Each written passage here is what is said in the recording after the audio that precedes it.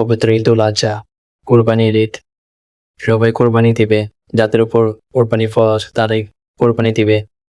যাদের নেশা পরিমাণ সম্পদ রয়েছে তাদের কোরবানি দেওয়া ওয়াজিব। আর যাদের উপর কোরবানি ফরজ নয় বা যাদের সামর্থ্য নেই তারা কোরবানি দিবে না। কিন্তু কোরবানির ঈদ আসলে দেখা যায় যে তাদের সামর্থ্য নেই, তাদের সন্তানেরা বা তারা সোশ্যাল মিডিয়াতে এসে কোরবানি দিতে না পারার জন্য অনেক আফসোস করে, অনেক কান্নাকাটি করে, মধ্যবিত্ত নিম্নবিত্ত এরকম অনেক কথাবার্তা আলোচনা করে। তো দেখা যাচ্ছে যে তারা কোরবানি দিতে না পেরে অনেক কষ্ট পাচ্ছে। কিন্তু কোরবানি মূলত তারাই দিবে যাদের উপর কোরবানি ফরজ বা যাদের নেশাব পরিমাণ সম্পদ রয়েছে। যাদের ওরকম সম্পদ নেই তারা কোরবানি দেওয়ার প্রয়োজন নেই, এতে তাদের কোনো গুনাহ হবে না।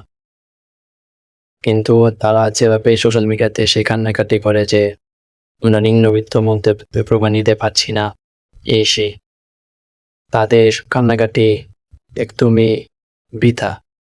মানে তারা কোনোদিন নামাজ না পড়ার জন্য বা বোঝা না থাকার জন্য কান্নাকাটি করেনি বা আফসোস করেনি যে হাই নামাজ পড়তে পারলাম নাই বা একদিন রোজা রাখতে পারলেন না। কিন্তু তারা কোরবানি ঈদ আসলেই কোরবানি করতে না পারার কারণে আফসোস করে যে তাতে অনেক বড় গুনাহ হয়ে যাচ্ছে বা তারা আল্লাহকে বলতে পারছে না। তারা বলেন দুর্ভাগ্য, অন্যান্যদের গরুরে কোরবানি দেন তিনি, মাংস থাকবে, তাদের মাংস থাকবে না, তারা মাংস কিনে এনে রান্না করে খাবে, ঈদ পালন করবে, এরকম বোঝায়।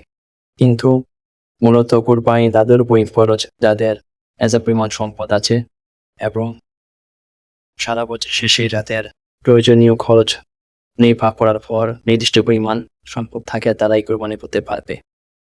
তো আমার জীবনে আমার মনে আছে শুধু আব্বা থাকতে একবার কোরবানি দেওয়া হয়েছিল, তারপর কোনোদিন কোরবানি দেওয়া হয়নি আর আমার সে কথা মনে হয়নি।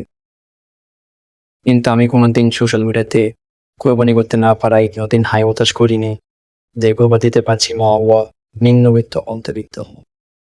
কোরবানি দেওয়ার সামর্থ্য দেখ তার জন্য নেমেছে দোয়া চাইতে কেন, কিন্তু কোরবানি করতে না পারাই মানুষের কাছ থেকে সিম্পাতি নেওয়ার জন্য ভিডিওতে পোস্ট করে বেড়ালে পুরো না পদে